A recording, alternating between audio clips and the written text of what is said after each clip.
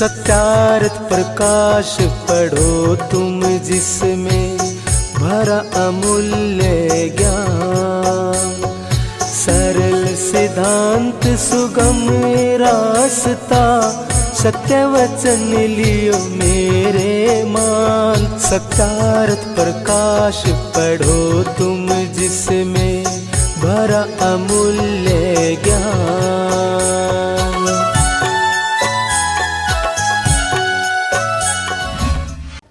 प्यारे बहन भाइयों, सत्यार्थ प्रकाश चैनल में आपका स्वागत है।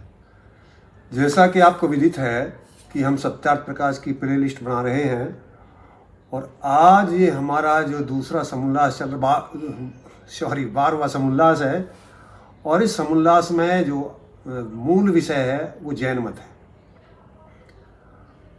आज हम इस वीडियो में जो हम इस दूसरे समोल्लास की वीडियो बना रहे हैं तो जैन मत के गपोड़े और मूर्खतापूर्ण बातों से आपको अवगत कराएंगे। ये जैन मत क्या है? ये जैन मत ही भारत के पतन का कारण, पराजय का कारण, गुलामी का कारण बना। क्योंकि जो ये जैन मत है इसके जो सबसे पहले तीर्थकार हुए वो ऋषभ देव जी हुए और जो इनके सबसे अंतिम जो हुए वो स्वामी महावीर स्वामी जी हुए। और ये जो इनका अंतराल रहा 24 का, इन्होंने जो एक विशेष नारा दिया अहिंसा परमो धर्म है, जो एक और 23वें जो इनके तीर्थकार थे पार्श्वनाथ जी, वो संपत्ति रखने का भी नियम रखते थे कि वो कोई संपत्ति नहीं रखेगा। जो अपरिग्रह का वेद के अंदर प्रमाण दिया गया है, वेद का मानना क्या है, अपरिग्रह क्या है कि आप घमंड नहीं करेंगे और जितेंद्रिय रहेंगे। ये अप्रिय ग्रह का मतलब है। और भंडारण करेंगे, वेद भंडारण करने की बात करता है, लेकिन ये कहते हैं अब अपने पास कुछ नहीं रखोगे, भाई लंगोटी भी नहीं रखोगे। तो ऐसी कुछ मूर्खतापूर्ण बात रही। और अहिंसा के नाम पर कोई एक रैपटा मारे तो दूसरा गल्ला भी कर दो, ऐसी जो स्थिति रही जिससे हम गुलाम हुए। जो हम ध्यान रहे कि जो हमारी ये पहले ऋषभ देव जी थे चक्रवर्ती राजा थे, चक्रवर्ती राजा थे। बुद्धि घूम गई परमात्मा ने, वो ऐसे ही जो एक ये बात सन्यासी के लिए सही हो सकती है कि वो अहिंसा परमो धर्म का नारा लगाए। सबके लिए एक जैसे नियम नहीं होते। राजा के लिए कर्तव्य अलग हैं और एक सन्यासी के कर्तव्य अलग है। यदि एक राजा सन्यासी के कर्तव्यों का निर्वाह करने लगे तो भी गलत है, और एक सन्यासी राजा के कर्तव्यों का निर्वाह करे तो भी गलत। सलाह तो दे सकता, सन्यासी राजा को सलाह दे, यहाँ तक तो ठीक है, लेकिन वो राजकाज करे तो ये ठीक नहीं है। खैर आज भी सन्यासी राज कर रहे हैं, आप इसमें कह सकते हैं कि ऐसा क्यों है, लेकिन पहले से हमारे देश की परंपरा रही है, पहले राजकाज और फिर सन्यास। लेकिन अब व्यवस्था बदल रही है, पहले सन्यास और पीछे राजकाज। चलो जैसी व्यवस्था है जो अपने मतानुसार, लेकिन हम जो आज व्याख्या कर रहे हैं जैन के आधार पर, आखिर ये जैन क्या है? ये हमारे देश में जो मूर्ति पूजा आई जैनियों के माध्यम से आई। यदि हमारे देश में जैन ही ना आए होते, जैन धर्म नहीं है वैसे, लेकिन नारद जाना जाता है, धर्म नहीं है जिसके नाम से जाना जाता है, यदि ये नहीं आए होते तो मूर्ति पूजा हमारे देश में नहीं होती और हम गुलामी का जो हमने दंश झेला है इसे नहीं झेलते। एक ही कारण हमारा मुख रहा, जिनमें और अनेक कारण भी रहे, लेकिन एक प्रबल कारण रहा। आपको देखेंगे कि नालंदा तक्षशिला कितना बड़ा विश्वविद्यालय हुआ करते थे। कभी हम विश्व के लोग बाग यहाँ विद्या ग्रहण करने के लिए आते थे, लेकिन पूरा बिहार, क्योंकि जो महावीर स्वामी जी थे वो बिहार के मुजफ्फरपुर के बैसाठ गांव में है, जो आज वहीं के जन्म हुए थे। 540 साल पूर्व इनका जन्म हुआ था। इनके पिताजी राजा थे सिद्धार्थ और माता त्रिशला थी, और जो इनकी बहन थी अनोजा प्रियदर्शनी। ये इनका संक्षिप्त परिवार था और ये वैराग्य इन्होंने ले लिया था। तो ये अंतिम तीर्थकार हुए जो जैन धर्म के। तो यहाँ जो हम बात बता रहे हैं, जहाँ बौद्ध बिहार है, क्योंकि ये बिहार के ही थे, मुजफ्फर जिले के, तो वहाँ पूरा बिहार तो बौद्ध धर्म में प्रविष्ट हो चुका था। और वहीं नालंदा तक्षशिला जो विश्वविद्यालय थे, जब वहाँ पर आताताई आक्रांता आए तो कुल 500 सैनिक लेकर आए थे और वहाँ लगभग लाखों ब्रह्मचारी पढ़ा करते थे। लेकिन किसी एक ब्रह्मचारी ने जब ऐसे ही पता लगा कि भाई यहाँ अख्तार कासिम जो है फौज लेकर आ गया है और इस पर चढ़ाई कर रहा है, तो उन्होंने क्या करा, बिन कासिम के आने पर बाल कटवा लिए, हल्दी के टीके लगा लिए, गर्दन झुका ली, बौद्धाय नमः बौद्धाय नमः, अहिंसा परमो धर्म है, अहिंसा परमो धर्म के नारे लगाते रहे। और वो आकर के उसको जो विद्यालय था, विश्वविद्यालय था, उसको ध्वस्त करते रहे। अरे कहाँ 500 सैनिक, कहाँ 1 लाख ब्रह्मचारी, चलो लड़ते हुए मारे जाते, उन्होंने तो एक पत्थर भी उठा कर नहीं मारा, एक ईंट भी उठा कर नहीं मारी। तो ये सब कायरता कहाँ से आई? ये 1 लाख और 500 ने मार लिए, और वो भी ब्रह्मचारी थे, योग थे, कोई अयोग थोड़ी थे, पढ़ रहे थे, वहीं रहते थे छात्रावास। तो खैर ये इतिहास है बड़ा, जब हम इतिहास को पढ़ते हैं तो हृदय में बड़े साल होते हैं। आज वैसी हम चर्चा करने जा रहे हैं। तो जी ये जैन मत है, इसमें भी 2 हैं, 2 गुट कहो, 2 मत कहो, या 2 भाग कहो। एक है श्वेतांबर और एक है दिगंबर। जो मैंने बताया है, जो श्वेतांबर हैं वो मुख पे भी सफ़ेद कपड़ा लगाते हैं और सफ़ेद वस्त्र पहनते हैं, और जो दिगंबर हैं वो कोई वस्त्र नहीं पहनते हैं, वो निर्वस्त्र रहते हैं। और जो श्वेतांबर हैं वो महावीर स्वामी जी का विवाह होना मानते हैं और उनके पुत्री का होना मानते हैं। और जो दिगंबर जैन हैं वो यही नहीं मानते कि उनकी शादी भी हुई थी। अब देखो कितनी विचित्रता है, एक ही व्यक्ति के 2 अनुयायी हैं और बिल्कुल धुरविरोधी से लग रहे हैं कि एक तो कह रहा कि उन्होंने शादी कराई थी, यानी काल्पनिक लगता है। सुन रहे हैं, जितनी भी मान्यताएं हैं वो काल्पनिक लगती हैं, क्योंकि उन्हें जब ये भी पता नहीं, एक वर्ग कह रहा है कि उन्होंने शादी नहीं कराई थी, संतान नहीं हुई थी, जब शादी नहीं कराई तो संतान भी नहीं हुई थी। लेकिन श्वेतांबर का मानना है कि नहीं, शादी तो हुई थी, उनके संतान भी हुई थी। जब इतना भी निश्चित नहीं है जैनियों को अब उनकी शादी हुई थी नहीं हुई थी, या में भी 2 मत हैं, अब उनकी शादी हुई थी नहीं हुई थी, तो उनकी मान्यताओं पे एक मतता कैसे हो सकती है? उनकी मान्यताओं पर भी एक मतता नहीं है। तो ये जो अब दिगंबर जैन वाले हैं वो श्वेतांबर जैन वाले वस्त्र पहनते हैं, मुंह पे कपड़ा लगाते हैं। उनकी भी पोप लीला नारी है, उनसे पूछी थी, हमने पूछी, एक सज्जन जा रहे थे महात्मा हम कि आप ये क्यों लगाते हैं, इससे क्या हो जाता? और यदि हम इससे नहीं लगाते हैं तो जो बाहर कीड़ा हैं वो जो हमें दिख नहीं रहे हैं उनको गर्मी लगती है और उनको परेशानी होती है।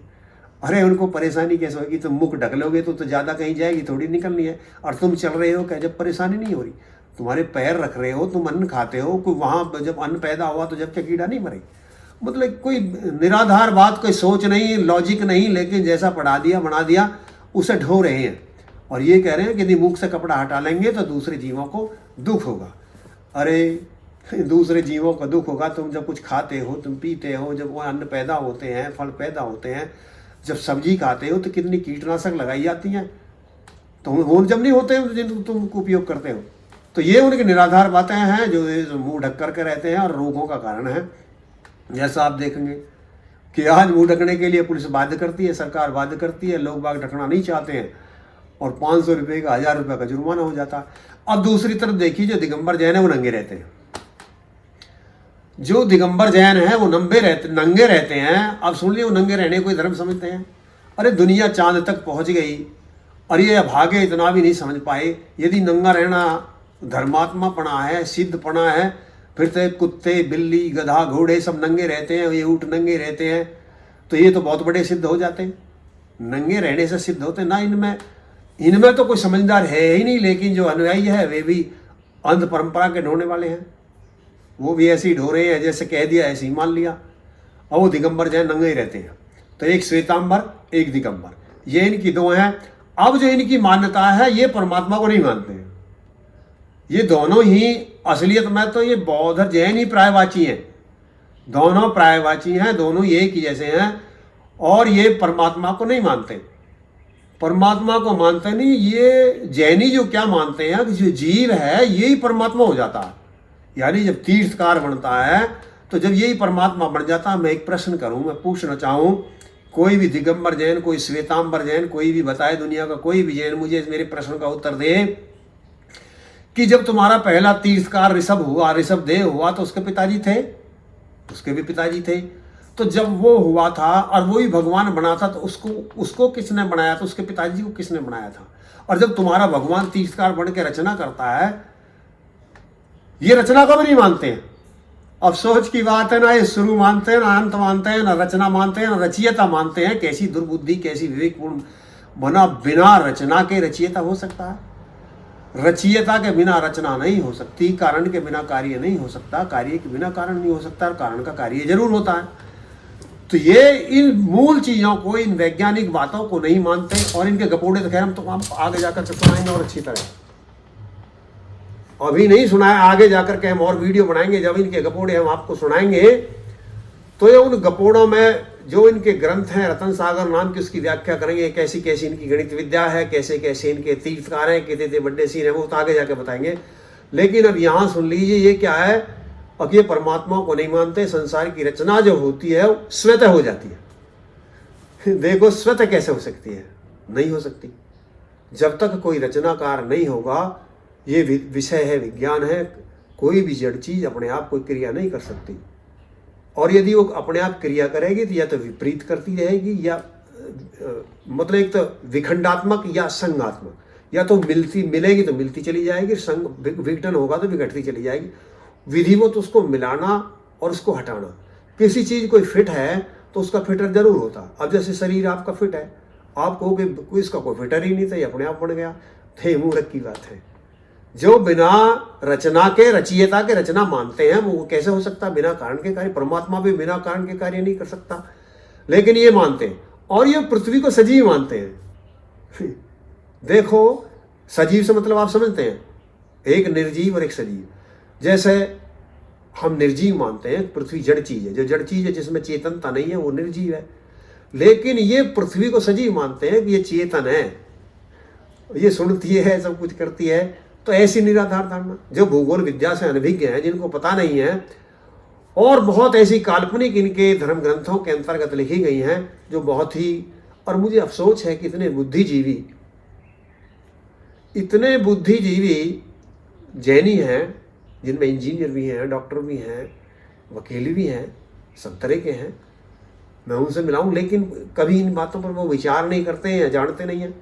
मैंने एक ऐसे व्यक्ति के बारे में सुना है कि जहाँ पर सत्यार्थ प्रकाश के लिए जो जगह मिली, एक व्यक्ति था, जब महर्षि राज ने सत्यार्थ प्रकाश लिखा था, तो जिस मंदिर में बैठ करके या जिस जगह पर बैठ करके किया था, तो मैंने एक ऐसी दंत कथा सुनी है कि वो एक जैनी का था। और जब महर्षि राज ने, और वो वैसे ही रह के उन्होंने जब तक दिया नहीं था, जब महर्षि राज ने सत्यार्थ प्रकाश लिख दिया, और सत्यार्थ प्रकाश लिख देने के बाद में वो प्रति उस व्यक्ति के लिए भी भेजी, जो जैनी था, जिसने सत्यार्थ प्रकाश लिखने के लिए जिसके स्थान का चयन किया गया था। और जब उस व्यक्ति ने वो प्रति पढ़ी, तो उसने कहा, काश ये प्रति मुझे जब मिल जाती, जब मैं इस जैन धर्म में प्रविष्ट हो रहा था, तो मेरा जन्म बेकार न जाता। ये उस आचार्य की बात है जो पूरा जन्म लगा चुका था। और एक इनकी और बेवकूफीपूर्ण धारणा है कि ये जब 100 वर्ष के हो जाते हैं तो फिर संथारा कर देते हैं, यानी 100 वर्ष का हुआ और फिर खाना पीना बंद, अब तुझे मरना ही है। जबकि यहाँ कई 100, 200, 250, 300 वर्ष के, 500, 400 वर्ष के भी व्यक्ति जीवित रहे हैं। तो ये केवल एक धर्म के नाम पर, एक प्रचलन के नाम पर ऐसी जघन्यता, मूर्खता, कृतघ्नता क्या है? कुछ नहीं। एक और इनके अंदर एक और बहुत विशेष बीमारी है कि ये बहुत छोटी छोटी बच्ची और बच्चों को दान देते थे, जिन्हें ये भी पता नहीं है कि जो यानी नाबालिग है, बालिग भी नहीं है अभी, और उनको माता पिता अपनी मर्जी से दान कर देते हैं। जो आप देखेंगे बहुत छोटी छोटी उम्र की लड़की, श्वेत वस्त्र पहने, मुंह को ढके हुए ढोलती रहती हैं, वो ऐसी ही इन दुराशय व्यक्तियों की जो वो है धारणा, उसकी वजह से उनके जीवन तबाह हो जाते हैं। उन्हें तो कुछ बोध होता नहीं, और बोध भी हो तो करे क्या? वो तो जबरदस्ती माता पिता ला कर दान दे गए। और वहाँ ऐसे भी उदाहरण मिले हैं कि उनके साथ में बच्चे भी पैदा हुए उनके, ऐसे उदाहरण मैंने देखे हैं। अब वो साध्वी थोड़ी है, और साध्वी तो जब तक साध भी कब तक नहीं होगा, जब तक उसे ज्ञान नहीं हो, जब तक उसे अपनी आवश्यकता क्या है, मेरी मूलभूत आवश्यकता क्या, मुझे क्या करना है, मुझे चयन क्या करना है, मुझे किस रास्ते पे जाना है, श्रेय रास्ते पे जाना है, प्रेय रास्ते पे जाना है, उसे इस बात का बोध ही नहीं है, उसे उस रास्ते पे धकेल दिया जाता है। पूरे जीवन रहो जी तुम ढोते रहो, जिंदगी पर नंगे पैरन चलते रहो, मुंह पर मछुका बांधे रखो। तो ऐसी और बड़े एक और भी अफसोस की बात है कि जो जैसा भी मैं कह रहा हूँ, इनमें बुद्धिजीवी हैं, लेकिन कोई भी बुद्धिजीवी ऐसा नहीं कि गलत परंपरा को रोके और उसका विरोध तो करे। और मैं जो बात कह रहा हूँ, हो सके कि आप किसी को बुरा लग सकता है, लेकिन मेरा प्रयोजन किसी को बुरा लगाना तो नहीं है, लेकिन बुराई को छुटवाना मेरा प्रयोजन है। और जो मैं कह रहा हूँ वो प्रमाण के आधार पर कह रहा हूँ, आपके ग्रंथों के द्वारा कह रहा हूँ, जैनियों के ग्रंथों के द्वारा कह रहा हूँ, बाई पृष्ठ में बात कह रहा हूँ, ऐसी नहीं कहूँगा। आप अगली वीडियो में बताऊंगा, आगे भी जो बातें होंगी वो बाई पृष्ठ में कैसे कहूँगा, क्या लिखा हुआ। इतने गपोड़े, इतने झूठ, इतनी गणित विद्या से न भी, गणित विद्या के ऊपर मैं आगे वीडियो बनाऊंगा, जब आप देखना इनकी गणित विद्या क्या है। कोई मूर्ख व्यक्ति भी ऐसी बातों पर विश्वास नहीं कर सकता जैसी बातों पर जैन विश्वास करते हैं।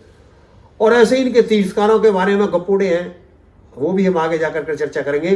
तो आज मैं इस वीडियो पर ज़्यादा लंबी ना हो, इसी पर मैं इसको संक्षिप्त करता हूँ।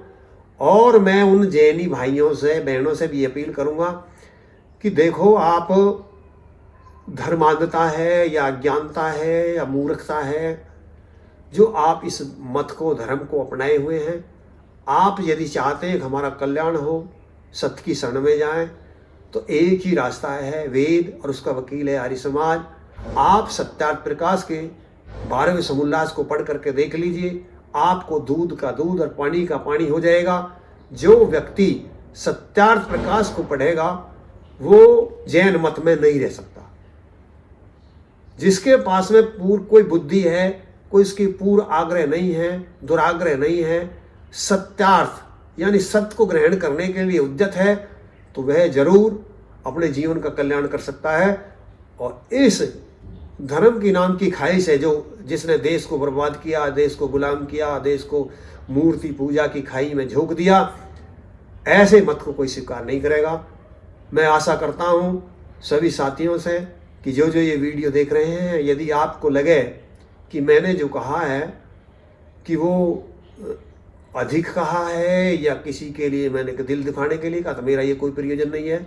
ना मैंने अधिक कहा, ना दिल दुखाने के लिए कहा, जितना उसमें लिखा हुआ है उतना कहा, और उससे भी कम कहा है। तो आप ये चाहते हैं कि सत्य का प्रचार प्रसार जो हमारा प्रयोजन है, हमारे चैनल का प्रयोजन है कि हम विश्व के अंदर सत्य का प्रचार प्रसार करें, और जिससे प्रचार प्रसार के माध्यम से संसार को सत्य दिखा सकें। संसार को सत्य दिखाना हमारा प्रयोजन है, इसलिए हम सत्यार्थ प्रकाश की जो वीडियो बना रहे हैं। और अब आगे जो हम वीडियो बनाएंगे, जो हमारे 13वें समोल्लास होंगे वो ईसाइयों के ऊपर होंगे, और जो 14वां समोल्लास है वो इस्लाम मत के ऊपर है। उनके अंदर भी कितनी कैसी अंधविश्वास और कैसी अज्ञानता, कैसी मूर्खता है, वो सभी हम आपको बताएंगे, आगे हमारे चलेंगे। अभी हम 1-2 वीडियो और इसी 2 समोल्लास पे बनाएंगे। यदि आप हमारे चैनल पर नए आए हैं तो चैनल को सब्सक्राइब कर लें। और यदि आप ये वीडियो व्हाट्सएप पर जाकर के देखते हैं तो पूरी वीडियो नहीं देख पाते, आपको यूट्यूब पर आकर के देखिए। और यदि आप यूट्यूब पर आकर के देखेंगे तो पूरी वीडियो देखने के लिए, और बेल आइकन की घंटी को यदि आप दबा देते हैं तो हमारे द्वारा डाली गई वीडियो आप तक सबसे पहले पहुंचेगी। और हमारा प्रयोजन है कि हम संसार को सत्य दिखाएं, जिससे संसार का कल्याण हो, विश्व में शांति हो, सबका आपस में भाईचारा बने, धर्म के नाम पर कोई एक दूसरे का दुश्मन ना हो, सबकी मान्यता एक। और सबकी मान्यता एक कब हो सकती है कि जब सब 2 और 2 को 4 माने, और 2 और 2 4 केवल वेद है, आर्य समाज है। इससे इतर कहीं भी 2 और 2 4 नहीं है। वो सब कहीं सत्य है और कहीं असत्य है, वो मिश्रित है, जो संसार के दुखों का कारण है। और यदि आप वेद को अपनाते हैं तो आप संसार में सुखी रहेंगे, उन्नति करेंगे। इन्हीं बातों के साथ मैं अपनी वाणी को विराम देता हूँ। ओम शम।